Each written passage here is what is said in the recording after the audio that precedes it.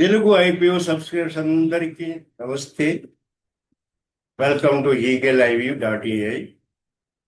ఈరోజు మనము main board IPO augment enterprise limited గురించి డిస్కస్ చేద్దాం.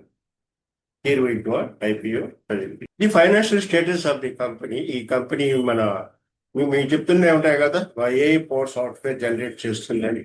సో ఏఐ పవర్ సాఫ్ట్వేర్ ప్రకారం ఈ కంపెనీ హెల్దీ కంపెనీ కింద కేటగరైజ్ చేసింది. ఎందుకు హెల్దీ కంపెనీ కింద కేటగరైజ్ చేసిందో, ఏమి మన దగ్గర ఫైనాన్షియల్ స్ట్రెంగ్స్ ఏమున్నాయో చూద్దాం. ఫస్ట్ తెలిసిందే కదా, సాల్వెన్సీ అంటే ఏంటి? కంపెనీ సస్టైనబిలిటీ ఎట్లుంటుందో చెప్తుంది. సస్టైనబిలిటీ ఉంటేనే కదా కంపెనీ ఉంటుంది, లేకపోతే క్లోజ్ అయిపోతుంది. సో ఇక్కడ అన్ని మెట్రిక్స్ ఎల్లోగా ఉన్నాయి. సో గ్రీన్గా ఉన్నాయి. పాజిటివ్ అంటే ఏమి? Solvency strong and sustainability is ensured. Next వచ్చేవంటే లిక్విడిటీ మనకి ఏం చెప్తుందంటే, కంపెనీ ఆపరేషన్స్కి ఏం ప్రాబ్లం ఉందా, సర్వే అవుతుందా కాదా అనేది చెప్తుంది. ఇక్కడ లిక్విడిటీ అనేది చాలా స్ట్రాంగ్గా ఉంది. కరెంట్ రేషియో అనేది కానీ లిక్విడ్ రేషియో అనేది కానీ చాలా స్ట్రాంగ్గా ఉంది. అందుకే ఈ కంపెనీ హెల్దీ కింద దీన్ని కేటగరైజ్ చేసింది సాఫ్ట్వేర్. సో ఆపరేషనల్ ఎఫిషియన్సీలో కూడా ఇన్వెంటరీ టర్న్ ఓవర్ ఒక్కటే ఎందుకు ఎక్కువ ఉందంటే, వాళ్ళకి ఇన్వెంటరీ లెవెల్స్ చాలా తక్కువ ఉన్నాయి. అందుకని ఎక్కువ సార్లు చేయాల్సి వచ్చింది. వర్కింగ్ క్యాపిటల్ తక్కువ అయిన దానివల్ల ఎక్కువ సార్లు వాళ్ళు స్టాక్స్ ఇన్వెంటరీ టర్న్ ఓవర్ ఎక్కువ అయిపోయింది. అందుకే నెగిటివ్ ఉంది. లేదంటే మిగతా అన్ని బాగానే ఉన్నాయి. ఫైనాన్షియల్ ఇర్రెగ్యులారిటీస్ కానీ ఫైనాన్షియల్ ఫ్రాడ్స్ కానీ ఏమీ లేవు. అది మంచిదే. సో నెక్స్ట్ వచ్చేటప్పటికి profitability EBITDA 482.21, EBIT is 474.95, PBT is 47.31, PAT is 348, and cash profit 355, EPS 40 rupees 45 paisa. EBITDA margin 0.51, మరి ఘోరం. మినిమం 20% ఎక్స్పెక్ట్ చేస్తాము. 0.51 అంటే కొంచెం నెగిటివ్ ఇది. నెట్ ప్రాఫిట్ మార్జిన్ 0.37 వచ్చింది. ఎందుకు మరి ఎంత అదిగా ఉంది. ROC 40.27, ROE 51.04. సో అది నెక్స్ట్ వచ్చి క్యాష్ ఫ్లోస్ వచ్చేటప్పటికి ఆపరేటింగ్ యాక్టివిటీ నుంచి -42.16 ఉంది. Net cash flows for the year వచ్చేమో -86.72. చూసారు కదా, ప్రాఫిట్ పర్సంటేజ్ చాలా తక్కువ. అందుకని వాడు ఎక్కువ క్యాష్ జనరేట్ లేకపోయాడు. ఇప్పుడు మార్కెట్ వాల్యూ వచ్చేటప్పటికి మరి అంత తక్కువ ప్రాఫిట్స్ వచ్చేవాడు ఇంత మార్కెట్ వాల్యూ ఎందుకు చేశాడో నాకు అర్థం కాదు. 788 rupees per share. 788 rupees per share అంటే దాని ప్రకారం మనకి ప్రైస్ ఇంక్రీజ్ ఎంత వస్తుంది? 19.48.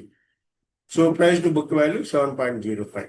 సో 19.48 అంటే okay, with the benchmark of 2025లో ఉంది కాబట్టి అది ఓకే. కానీ ప్రైస్ టు బుక్ వాల్యూ మామూలుగా ఎంత ఉండాలి? 3 కంటే తక్కువ ఉండాలి. ఇది 7.05 అంటే హై వాల్యూ.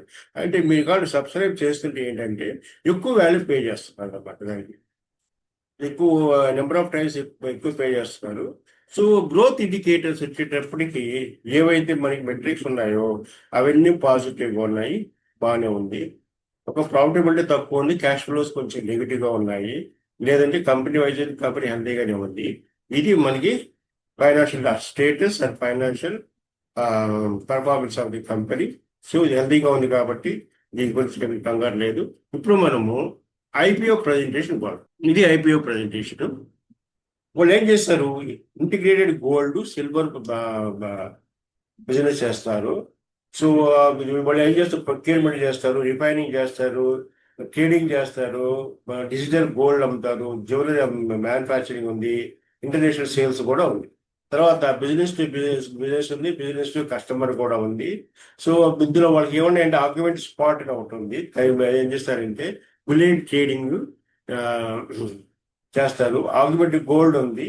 అదేంటంటే కావాల్సిన గోల్డ్ ఆర్నమెంట్స్ అన్ని తయారు చేసి ఎక్కువ దాని మీద బిజినెస్ కాన్సన్ట్రేట్ చేస్తారు. 24 స్టేట్స్ లో ఉంది. 5,223 రిజిస్టర్డ్ ఎంటర్ప్రైజ్ దగ్గర ఉన్నారు. సో మోర్ దెన్ అంటే 49.62 మిలియన్ కంటే కూడా ఎక్కువ రిజిస్టర్డ్ డిజిటల్ గోల్డ్ కన్జ్యూమర్స్ ఉన్నారనమాట. సో నెక్స్ట్ వచ్చేవంటే strong technology enabled ecosystem అని టెక్నాలజీ బేస్డ్ బిజినెస్ సిస్టమ్ ఉన్నది. సో కరెక్టింగ్ ఏంటంటే traditional million market with digital consumers. The company reported very large revenue sales, very good. కాకుంటే percentage of profit చాలా తక్కువగా ఉంది, reflecting the high transaction value. So ఇది మామూలుగా gold business లో ఉండేదే కదా.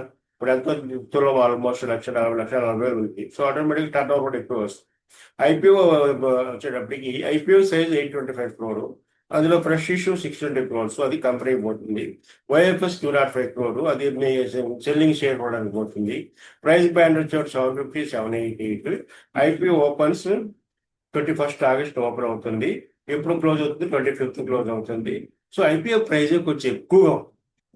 పోస్ట్ ఇష్యూ వాల్యుయేషన్ వచ్చేటప్పటికి అప్రాక్సిమేట్గా 7,200 crore, అప్పర్ ప్రైస్ బేస్ చేసుకుంటే 7,200 crores వస్తుంది మార్కెట్ క్యాప్. సో వచ్చేటప్పటికి వాల్యుయేషన్ వచ్చేటప్పటికి కీ ఇన్వెస్టర్ ఫోకస్ ఏంటంటే పిఈ 19.48, 25 లోపల ఉంది కాబట్టి ఓకే. ప్రొజెక్టెడ్ పిఈ 17.53, ఓకే, ఇది కూడా బాగానే ఉంది, ఒక ఫేవరబుల్ గా ఉంది. పీబీ 7.09. సో ఎక్స్పెన్సివ్ చెప్పాను కదా, మీరు 7 times మార్కెట్ ప్రైస్ ఎంత పే చేస్తారంటే 7 times బుక్ వాల్యూ మీరు పే చేస్తున్నారు. సో అది ఫ్యూచర్ లో మీకు అది బెనిఫిట్ అవుతుందా లేదా అనేది ఇంపార్టెంట్. తర్వాత expensive compare with the book value. Projected PB వచ్చి 6.39, స్టిల్ ఎంత ఉండాలి? 3 గంట తక్కువ ఉండాలి. సో ఎక్కువ ఉంది కాబట్టి సరే. వాల్యుయేషన్ మెసేజ్ ఏం చెప్తున్నారంటే రీజనబుల్ గానే, earnings point of view, price earning point of view reasonable గా ఉంది, కానీ ఎక్స్పెన్సివ్ వచ్చేటప్పటికి బుక్ వాల్యూ. సో ఇది ఐపీఓ అనేది నాట్ డీప్ వాల్యూ ఆపర్చునిటీ, ఎందుకంటే బుక్ వాల్యూ ఎక్కువ ఉంది కాబట్టి. సో ఈ వాల్యుయేషన్ అయితే ఏదైతే ఉందో 7.09 కానీ 6.9, అది దేని మీద ఆధారపడి ఉంటుంది? వాళ్ళ ఫ్యూచర్ ఎర్నింగ్స్ బేస్ ఉంటుంది. వాళ్ళ ఫ్యూచర్ ఎర్నింగ్స్ బాగున్నాయి అనుకోండి, మార్కెట్ ప్రైస్ బాగా పెరిగింది అనుకోండి, ఇది మీకు పెద్ద అమౌంట్ ఏం కాదు. ఈ 7.6.63 పెద్ద ఎక్కువ ఏం కాదు. కాకుంటే అది దాని అంత టర్న్ ఓవర్ అచీవ్ చేసి అంత రిజల్ట్స్ అచీవ్ చేయగలదా, ప్రాఫిట్స్ అన్ని కానీ చూస్తాం అనమాట. అది కానీ ఫ్యూచర్ కానీ బాగుంటే మాత్రం ఓకే, లేదంటే మాత్రం ఈ ప్రైస్ టు బుక్ వాల్యూ వచ్చుకుంటూ హైయర్ సైడ్ ఉంది. ఇప్పుడు మన కీ మన ఇన్వెస్టర్ కన్సర్న్ ఏంటంటే మనం ఆలోచించాల్సింది నెగిటివ్ ఆపరేటింగ్ క్యాష్ ఫ్లోస్. మన వర్కింగ్ క్యాపిటల్ ఇన్వెంటరీ బాగా కావాలి. చూసారు కదా ఎంత తక్కువగా ఉందో. రిలేటెడ్ కాబట్టి కూడా వర్కింగ్ క్యాపిటల్ రైజ్ చేస్తున్నారు కాబట్టి దీంట్లో ఉండే వాటిలో 620 crores వర్కింగ్ క్యాపిటల్ కూడా ఉంది కాబట్టి కంపెనీ పరిస్థితి కొంచెం ఇంప్రూవ్ అవ్వడానికి బాగా అవకాశాలు ఉన్నాయి. సో రిలేటెడ్ పార్టీ ట్రాన్సాక్షన్ ఇది ప్రతి కంపెనీలో ఉంటాయి. So legal and regulatory proceedings కొన్ని ఉన్నాయి, లీగల్ ప్రొసీడింగ్స్ కొన్ని ఉన్నాయి వాళ్ళ మీద.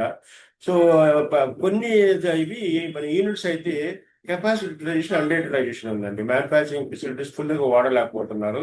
అది కూడా కారణం ఉండొచ్చు, ఎందుకంటే వాళ్ళు క్యాష్ ప్రాఫిట్ తగ్గడానికి. ఎందుకంటే ఒక లెవెల్ సేల్స్ వరకు ఏంటంటే వాళ్ళు బ్రేక్ ఈవెన్ పాయింట్ కవర్ అవుతుంది. సో బ్రేక్ ఈవెన్ పాయింట్ తర్వాత వచ్చే సేల్స్ని బట్టే ఉంటాయి. ఎప్పుడైతే కెపాసిటీ అండర్ యూటిలైజేషన్ వస్తుందో బ్రేక్ ఈవెన్ పాయింట్ జస్ట్ నేరోలో కవర్ చేస్తుంటారు. అటువంటిప్పుడు వాళ్ళకి పెద్ద మార్జిన్స్ ఉంటాయి. బ్రేక్ ఈవెన్ పాయింట్ కవర్ అయిన తర్వాత కానీ గ్యాప్ ఎక్కువ టర్న్ ఓవర్ అనుకోండి, ఆ టర్న్ ఓవర్లో వచ్చిన ప్రాఫిట్ అంతా మిగిలిపోతుంది. సో అది వచ్చిన ప్రాబ్లము. సో కాంపిటేటివ్ మీకు తెలిసిందే. సో మనం వచ్చే ఐపీఎఫ్ ప్రాసెస్ అయితే వర్కింగ్ క్యాపిటల్ కోసం వాడుతున్నారు. ఇన్వెంట్కి very good. Working capital inventory కోసం వాటి వాళ్ళకి బిజినెస్ పెంచగలిగి ఇంకా మంచి టర్న్ ఓవర్ కానీ అచీవ్ చేయగలిగితే మాత్రం ఈ ప్రైస్ టు బుక్ వాల్యూ అనేది పెద్ద లెక్కలే కాదు. కాబట్టి మీరు దాన్ని రిస్క్ తీసుకుంటారు లేదనేది మీ చేతిలో ఉంది. సో మెయిన్ క్వశ్చన్ ఏంటంటే ఇప్పుడు మనకు వచ్చే ప్రాఫిట్స్ అన్ని క్యాష్ కింద కన్వర్ట్ అవుతున్నాయా?